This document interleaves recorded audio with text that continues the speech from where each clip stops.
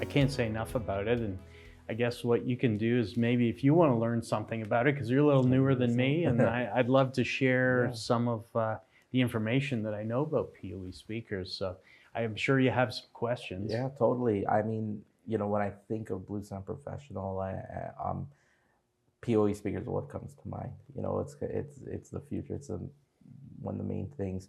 For someone who's not familiar with it, how would you, explain it to them? We know PoE stands for Power over Ethernet, so you're getting your power and data. But how would you introduce it to them? Someone who's used to your low impedance or constant voltage system? Yeah, so it's quite an alternative, really, where you have sort of an all-in-one solution. If you look at a PoE speaker, inside the speaker unit is a network streaming card, an amplifier, and the speaker drivers. So it's truly an all-in-one solution. And when it comes to a lot of installations, a lot of our end users are doing quick serve restaurants or places, and they want to get in and do an installation rather quickly and get out and go on to the next one. They might be doing a whole chain that has hundreds of outlets, and the old days of using an amplifier and speaker wire and making sure they got the plus and the minus and connecting up to the speaker took a lot of time, right, and figuring that all out. And so with the PoE speakers, you're just using an Ethernet cable and plugging it in. I mean, I have a couple here, and things like this is a wall mount speaker, and literally the only connection I have to make is my Ethernet connection here to the unit, and then I just connect it up to my PoE switch power supply, and boom, I'm done. And then this connects to my router, and there's my whole solution. So you can realize it doesn't take very long to install it, and it's just kind of neat delivering, as you said, the power and the data to the unit, and that's all you have to do. So it's really simplified things, and yet gives you a lot of flexibility, because I know Bluesound Professional, we have several different models. We have ones like these that are fairly small, and then we have larger units, the BSP 500 and 1000, that also are IP65 rated, so you can use them outdoors. So, like I mentioned in one of our other Surroundscapes, my little restaurant with my outdoor patio, that's a great place to use some of these PoE speakers that we have and connect them up. And because they're a streaming zone within the unit, I don't have to rely on a central controller to send data down to the unit. Each unit is capable of being connected up through to our app and to the internet to do its own stream. And so we really have a lot of success with that in being able to provide music to many different places. And the configurability, I think we mentioned during our design and coverage presentation, right? The fact that I can determine what zone, whether to group this with other zones or be its own zone. You can do that all from the app. So we're really excited. And, I think a lot of our end users really need the opportunity to, come to our shows and hear these speakers. A lot of times in the past, I know when I was in the lighting world, there was concerns about the amount of power available to drive the units. And in the audio world, the same thing happened. But nowadays, with either PoE Plus or PoE Plus Plus delivering either 30 or 60 watts to a lot of our speakers, there's more than enough power and enough SPL that comes out of the unit to provide a pretty good solution. These units only need 30 watts. The same with the in-ceiling unit in front of you, Reza. That's a 30 watt PoE Plus unit, and has more than enough SPL that comes out of that, approaching 100 dB, and again, it's a real simple installation. And as I say, we've seen really a huge growth in the in-ceiling solution over the last several months, and so we're really excited. Really, with these two examples, are kind of lead products for us. And as you said, really differentiates Bluesound Professional. Yeah, and I like how you mentioned the different types of PoE Plus and Plus Plus, and the different wattages, because 30 and 60 watts, that's definitely a good amount of power, and because these drivers are so efficient, it sounds way way more. Yeah, we did a lot of work so that most of the units use 30 watts, and our larger units give you a choice. So if you only have a PoE plus switch, you could use that, and then if you have PoE plus plus, which is 60 watts, you could choose that too. Right in our app, you can make that decision. Okay, so it's not something that's set in stone. Okay, No, no. okay. So the user, depending on their supply, and probably I should talk a little bit about, well, how do you get this PoE supply? So it's very common nowadays to have a network switch that has PoE supply capabilities to it. So they add a power supply to the unit, and out each port comes the required PoE power along with the data. So you can, from a solution from a PoE switch, is provide power to all the different speakers.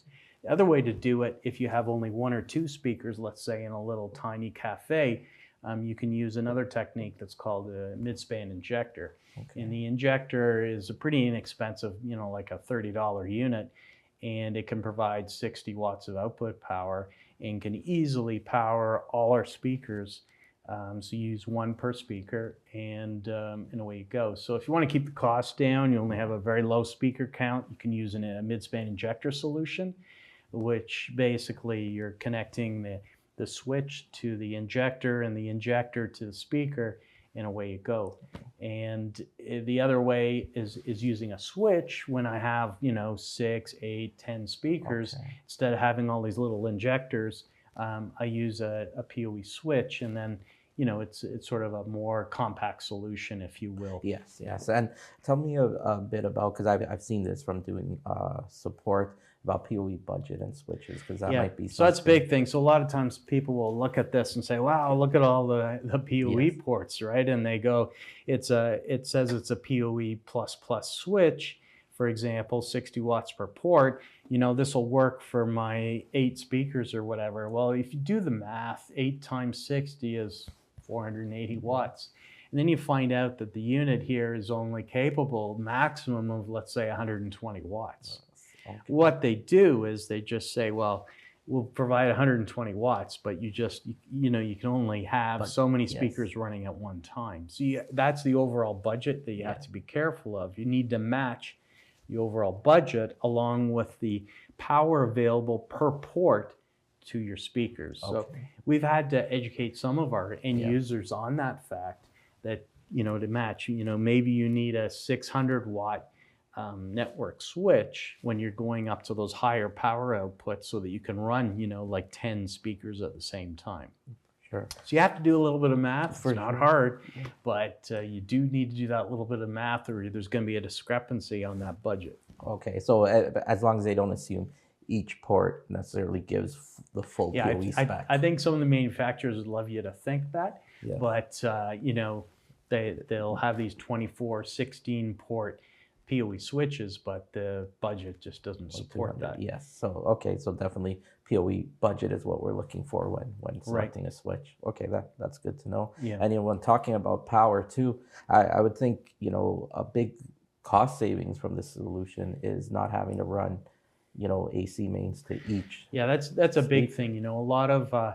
A lot of the installations to date from other manufacturers have been dependent on an AC receptacle on the wall to provide power to the powered speaker, right? And in a commercial installation, that can cost a few $100s per speaker just to do that. Commercial electrician is not going to be inexpensive. And so we eliminate all that with this solution. Plus the coordination. You go to do an installation, you got to coordinate, the installer guy coming with his ladder, and you got the electrician to worry about normally, and you got to coordinate that, and then someone can't make it, and it's tough when you're trying to do multiple installations in one day. So the beauty of this is an electrician's not required. So it's a low voltage situation. You're using an Ethernet run, and you can just do quickly. The installer can do that along with the speaker. You just need a couple screws for the bracket into the wall, and you're done. Yeah. And so, just that alone, the cost and the convenience of being able to do it without an electrician is a big plus for PoE speakers. Yeah, and you hit on something else there too, that we talked about in an earlier podcast when we talked about design. A lot of places may have that infrastructure already. Ethernet cable is so common. it's in buildings, it's everywhere. Yeah, You yeah. I mean, you may, could have the Ethernet cable, and all you need to do is maybe switch out a normal network switch for a PoE enabled network switch, and that's it. yeah, and we've had that, which we mentioned, where someone didn't realize that they had all the infrastructure there, all the cabling ran, and it just made it so easy and saved a lot of money because they were able to leverage ports they weren't even using previously. So Great. so tell me a bit more about, I guess, because this is an all-in-one, essentially a computer, if you more or less, a speaker and an amplifier. So each speaker is a standalone solution. So that means, scalability, and in terms of different applications, it's almost Yeah, we unlimited. sort of talked about that, the flexibility Yeah. and the fact that each one's its own, because you'll find out there from other companies, they'll talk about these PoE IP speakers, but all they are is an endpoint that's dependent on a centralized solution to provide data. They'll have some data unit that's directing data down different Ethernet paths, and maybe in time sync, which is great, but it's all dependent on a central solution, which can cost a lot of money.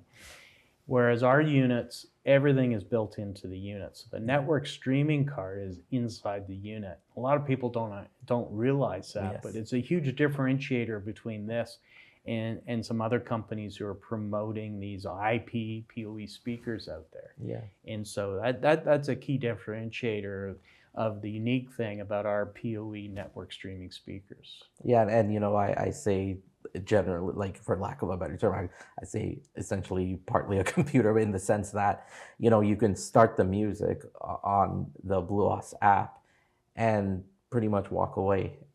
Everything's happening in that device. Yeah, right. The unit works. Your UI device is all that your laptop, That's your just a iPhone remote is. control. It's kind of remote control. You can disconnect and walk away, and the unit will keep playing as long as there's power and there's internet. It'll keep playing. So yeah, it has a processor inside each unit and a full streaming card. Yeah, and that was a question I had gotten from a client, where they were thinking more along the lines of traditional Bluetooth and streaming, and thought that the heavy lifting was happening on the device or the phone. And I explained to them, no, that's doing all the work. Literally, your UI is just for control. I mean, the value in this device too, one thing that's kind of hidden in a way is, when you talk about a traditional streaming node that we would have in Bluesound or even Bluesound Professional, is basically inside the unit. Yes. So when you're paying for a unit like this, by default, you're getting the node inside the unit along with the amplifier for the speaker and the speaker drivers all in one. And so there's a lot of value to that, and what you're getting inside here. It's not just speaker drivers and an amp chip. And what's amazing is looking at the footprint physically and the sound it puts out. You'll never believe the quality. This BSP 200 is just phenomenal. I'm so impressed with that. We had it specially voiced, and it is just amazing for a small unit, and the same with the in-ceiling speaker here. If I can just grab it for a second here. It uses the same type of drivers as the in-wall unit here, but it has a more advanced, a newer version of our streaming card and amplifier, and it just sounds fantastic. I had when we first came out with this, I had a lot of people came up to me at shows and said, "Where's your 8-inch speaker?" Yes. And I said, "Well, if you check out our specs on this unit, you will find that its frequency range is equivalent to those guys across the aisle from us in their 8-inch speaker solution." I said, "You need to understand, with the DSP capabilities within this unit, this sounds fantastic." And so when they listen to it, they agree. A lot of times in PoE speakers, you just got to listen to it. 100%. People had a lot of the myth on PoE speakers was, they're not powerful enough. They don't sound very good. And these units have just totally dispelled that. And as a result, when people get a little taste of this, then they're absolutely sold on it. and it's been so good. You know, fascinating thing about this unit is the reason it came to be is I was at a show in Las Vegas, and a customer came up to me and said, you know, I like your on-wall speakers and all that, but you know, I really wish you had an in-ceiling solution. So I thought about it, and some other companies had some ideas of how to use our in-wall and in-ceiling configuration. I said, well, that's kind of crazy. I said, we just take all the guts out of that and put it inside here and turn it into an in-ceiling speaker, which is basically what we did. Yes. And we quickly turned around the ability to come up with this unit. And it's become one of our number one product. And really, it's just from listening to customers. That was, as I say, input from a customer saying, I wish you had an in-ceiling speaker. And we thought about it and said, yeah, we should do that. Yes. And we did it. And, you know, you have to listen sometimes, right? To customers, maybe you should listen all the time. And they have some great ideas, and that's how we came up with that. And it's, you know, like you mentioned, the coverage of that, you know, the 150-degree coverage is not. It's really good. Having the tweeter there with the woofer, it gives us really great coverage, and that helps you on your design. 100%. Your designs 100%. We talked about, and it's just amazing. I mean, we end up selling these now 20, 30 at a time. So, you know, talking about design, and we talk about PoE, and just, you know, the law of most electronics, there's limitations. Like, for example, even in a constant voltage, you know, after certain long runs. So, for example, we know, like, you know, network cables, there might be some limits to run. So if we're doing a design with a bigger venue, let's say, you know, an amusement park or something, what are some, you know, ways they can leverage this? Sure, there's some ways to mitigate that. One thing we have to remember is Ethernet, you know, in the Cat5, Cat6 categories, like there's a limit in the Ethernet world to about 300 feet.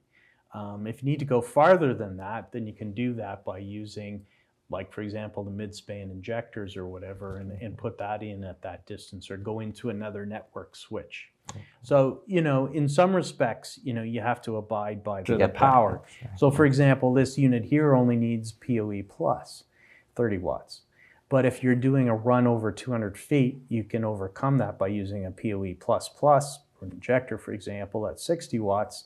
And then when that line loss comes into play between 200 and 300 feet, then that can be mitigated by that extra power. And we don't put up a fuss. If you're putting a 60 watt supply on this unit. Some units from other manufacturers, you have to specifically connect the right power supply to the unit, but we can handle multiples. So you can go higher than for this. Okay.